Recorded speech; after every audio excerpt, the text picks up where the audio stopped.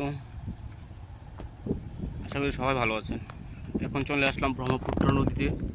আপনারা ব্রহ্মপুত্র নদীর কিছু দৃশ্য আমি দেখানোর চেষ্টা করব। আশা করি আপনারা সবাই দেখবেন। এখন মাটি খনন করে নদীর পানি এখন কমই, কারণ এখন আমাদের চারিদিকে পানি আর পানি, আর কচুরিপানা, পাট ক্ষেত, আরও আশা করি সবাই ভিডিওটা দেখে